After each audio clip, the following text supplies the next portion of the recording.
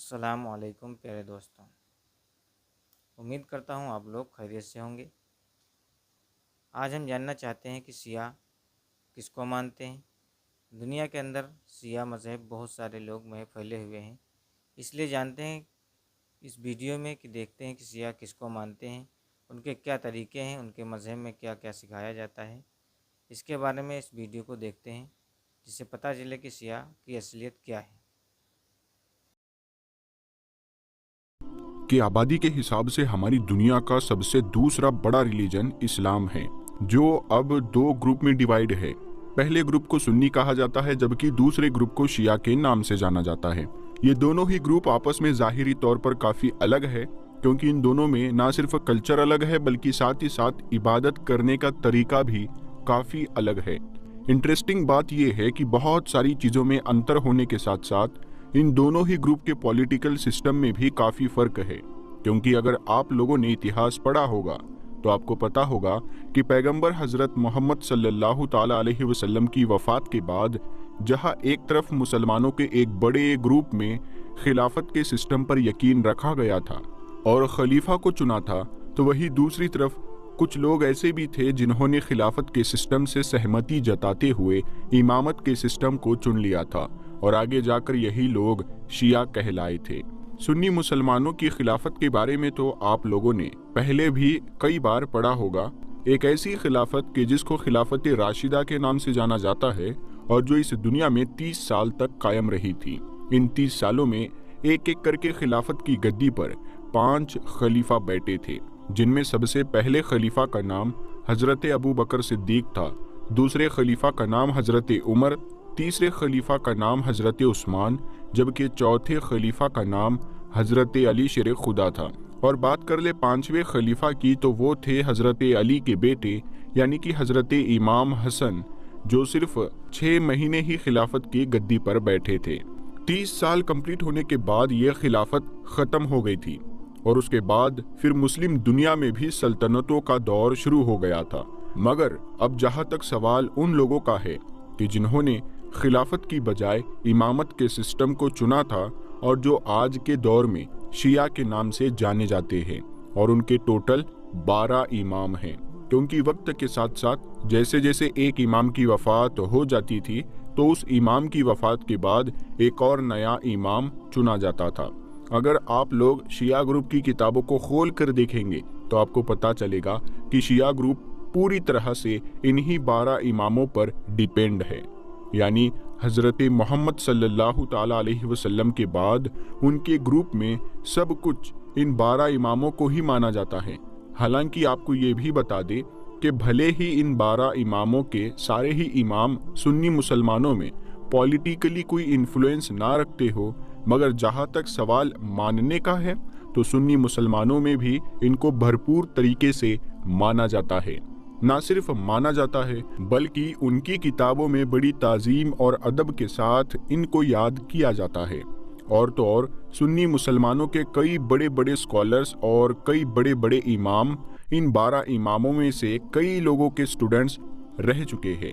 یعنی ان کے شاگرد رہے ہیں۔ فی الحال اب اگر مدعے پر آئے تو آپ کو بتا دے کہ ان 12 اماموں کی لسٹ میں پہلے نمبر پر نام آتا ہے حضرت علی شیر خدا کا، جو داماد پیمبر ہے۔ دوستو، دنیا میں پائے جانے والے لگ بھگ سبھی شیعہ فرقوں کے مطابق حضرت علی ہی ان کے پہلے امام ہیں، اور ساتھ ہی ساتھ حضرت محمد صلی اللہ تعالی علیہ وسلم کے اصلی وارث اور جانشین ہیں۔ حالانکہ آپ کی نالج کے لیے بتا دے کہ یہ وہی حضرت علی ہے کہ جن کو سنی مسلمان بھی اپنے چوتھے خلیفہ کے طور پر یاد کرتے ہیں۔ ساتھ ہی ساتھ بات کرے اگر ان کی شہادت کے بارے میں تو ابن ملجم نام کے ایک انسان نے ان کو کوفہ میں ایک دن دھوکے سے ایک زہر لگی ہوئی تلوار کی مدد سے شہید کر دیا تھا۔ ان کی قبر کو لے کر بھی ہمیشہ سے ہی اتہاس کاروں کے بیچ الگ الگ رائے ملتی ہے، اور ابھی تک کوئی بھی یہ بات کلیئرلی نہیں بتا پایا ہے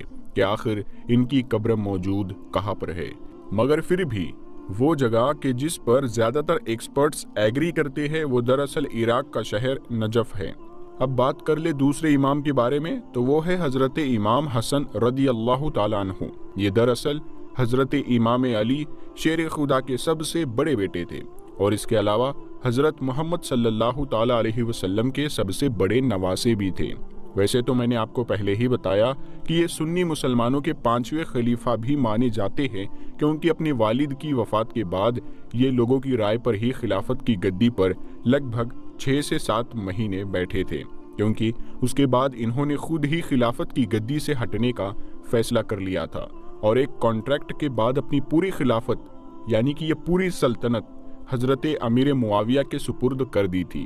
بات کر لے اگر ان کی وفات کے بارے میں تو اتہاسکاروں کے مطابق ان کو زہر دیا تھا۔ ان کی قبر آج کے دور میں مدینہ کے مشہور قبرستان جنت البقیع میں موجود ہے۔ اس لسٹ میں تیسرے نمبر پر نام آتا ہے حضرت امام حسین کا۔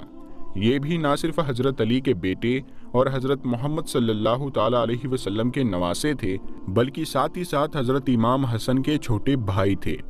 جن کو یزید پلید کی حکومت کے خلاف کھڑے ہونے کی وجہ سے ان کو ان کے کئی ساتھیوں کے ساتھ کربلا کے میدان میں شہید کر دیا گیا تھا، اور یہ کربلا میں حضرت امام حسین کی شہادت کا واقعہ اتنا زیادہ خطرناک اور اتنا زیادہ دردناک تھا کہ جس نے پورے مسلم دنیا کو ہمیشہ کے لیے بدل کر رکھ دیا تھا۔ ان کی قبر عراق دیش کے مشہور شہر کربلا میں موجود ہے۔ اماموں کی اس لسٹ میں چوتھے نمبر پر نام آتا ہے حضرت امام زین العابدین کا۔ یہ دراصل حضرت امام حسین کے ہی صاحبزادے تھے اور یہ کربلا کے میدان میں بھی موجود تھے، مگر کیونکہ یہ اس وقت حد سے زیادہ بیمار تھے اسی وجہ سے اس جنگ میں شامل نہ ہو سکے، اور جس کی وجہ سے یہ کربلا کے میدان سے زندہ واپس آنے والے اکلوتے مرد تھے۔ ایسا مانا جاتا ہے کہ کربلا کی جنگ کے بعد حضرت امام زین العابدین نے اپنے چند ساتھیوں کے ساتھ اپنی پوری زندگی مدینہ شہر میں بالکل سادگی کے ساتھ گزاری تھی، حالانکہ ان کی وفات بھی زہر کی وجہ سے ہی ہوئی تھی، جو زہر زیادہ تر اتہاسکاروں کے مطابق اس دور کے حکمران یعنی کہ ولید بن عبد الملک کے آرڈر پر دلوایا گیا تھا۔ ان کی قبر آج کے دور میں مدینہ شہر کے مشہور قبرستان جنت البقیع میں موجود ہے۔ 5ویں نمبر پر نام آتا ہے حضرت امام محمد باقر کا۔ یہ دراصل امام زین العابدین کے بیٹے تھے اور اس حساب سے حضرت امام حسین کے پوتے تھے۔ جس وقت کربلا کی جنگ لڑی جا رہی تھی اس وقت ان کی عمر صرف 3 سال تھی۔ سنی اور شیعہ دونوں ہی گروپ اس بات پر ایگری کرتے ہیں کہ حضرت امام محمد باقر اپنے دور کے بہت بڑے عالم ہوا کرتے تھے۔ شیعہ لوگوں کے مطابق حضرت امام محمد باقر کو اس دور کے حکمران یعنی ہشام بن عبد الملک کے کہنے پر زہر دیا گیا تھا اور اسی زہر سے ہی ان کی شہادت ہو گئی تھی، اور ان کی قبر بھی مدینہ کے مشہور قبرستان جنت البقیع میں موجود ہے۔ 6 نمبر پر نام آتا ہے حضرت امام جعفر صادق کا۔ یہ دراصل شیعہ لوگوں کے مطابق ان کے 6 امام ہیں، اور یہی وہ امام تھے کہ جہاں تک شیعہ لوگوں کا یہ پورا گروپ آپس میں یونائٹ تھا، ورنہ تو ان کے دور سے ہی بلکہ یہ کہیے کہ ان کی وفات کے ساتھ ہی اب شیعہ گروپ خود بھی کئی فرقوں میں ڈیوائیڈ ہو گیا تھا، کیونکہ ان کی وفات کے بعد اس چیز کو لے کر جھگڑا ہوا تھا کہ آخر ان کے بعد کس کو امام بنایا جائے۔ تو اسی لیے جہاں ایک طرف کچھ لوگوں نے ان کے بیٹے حضرت امام موسیٰ کاظم کو اپنا امام مانا، تو وہی دوسری طرف کچھ لوگوں نے ان کے بڑے بیٹے حضرت اسماعیل کو اپنا امام مانا۔ وہی کچھ لوگ ایسے تھے کہ جنہوں نے ان دونوں کے علاوہ بھی کسی کو اپنا امام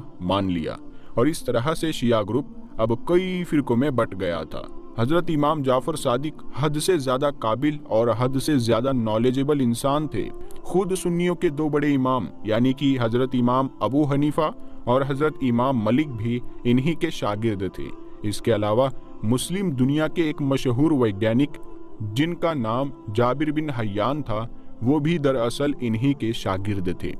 اتہاسکاروں کا یہی ماننا ہے کہ اس دور کے عباسی خلیفہ یعنی کہ المنصور کے کہنے پر آپ کو زہر دیا گیا تھا، اور اس زہر کی وجہ سے ہی آپ کی وفات ہو گئی تھی، اور آپ کی قبر بھی مدینہ کے مشہور قبرستان جنت البقیع میں موجود ہے۔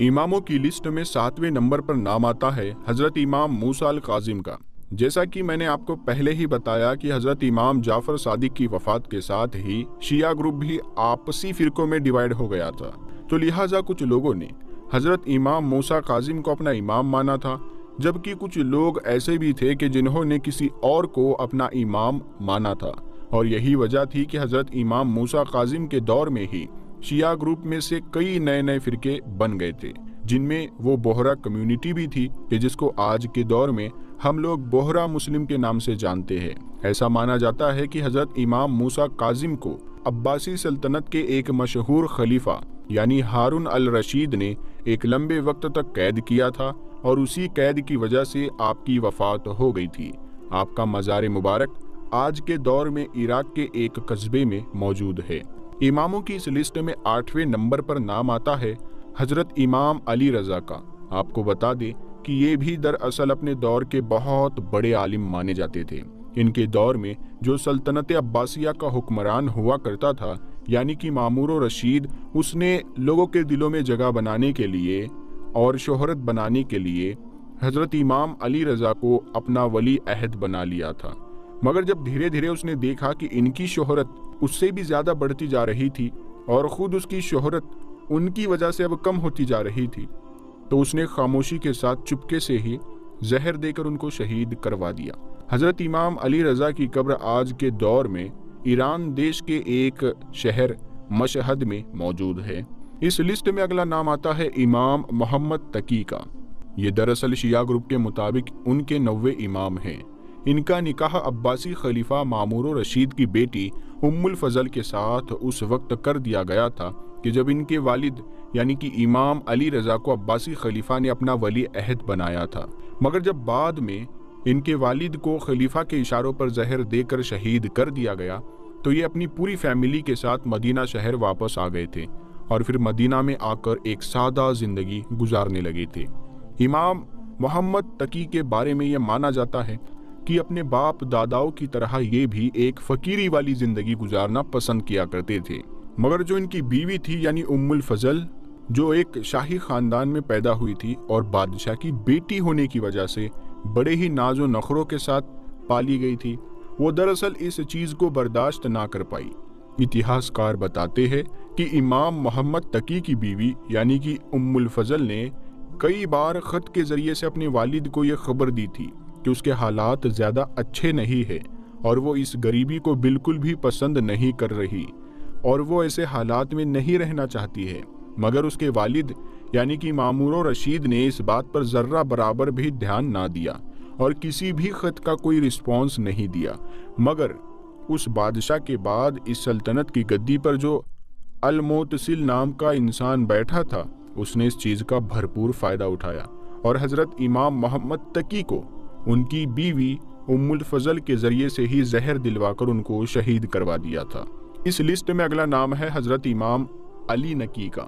یہ دراصل امام محمد تقی کے بیٹے اور شیعہ گروپ کے مطابق ان کے 10ویں امام ہیں۔ اتہاس کاروں کے مطابق امام علی نقی نے اپنی زندگی کا زیادہ تر حصہ حد سے زیادہ مشکلوں کو برداشت کرتے ہوئے گزارا تھا۔ ان کی زندگی کا زیادہ تر حصہ نظر بندی میں ہی گزرا تھا، جو نظر بندی دراصل اس دور میں عباسی حکمرانوں کی طرف سے کروائی گئی تھی، اور آخرکار ان کی وفات بھی عراق کے ایک شہر میں نظر بندی کی حالت میں ہی ہو گئی تھی۔ بعد میں ان کو اسی گھر میں دفنا دیا گیا تھا کہ جہاں پر انہوں نے نظر بندی کی حالت میں اپنی زندگی کا زیادہ تر حصہ گزارا تھا۔ اس جگہ کو آج کے دور میں مسجد العسکری کے نام سے جانا جاتا ہے۔ اماموں کی اس لسٹ میں اب اگلا نام ہے حضرت امام حسن عسکری کا۔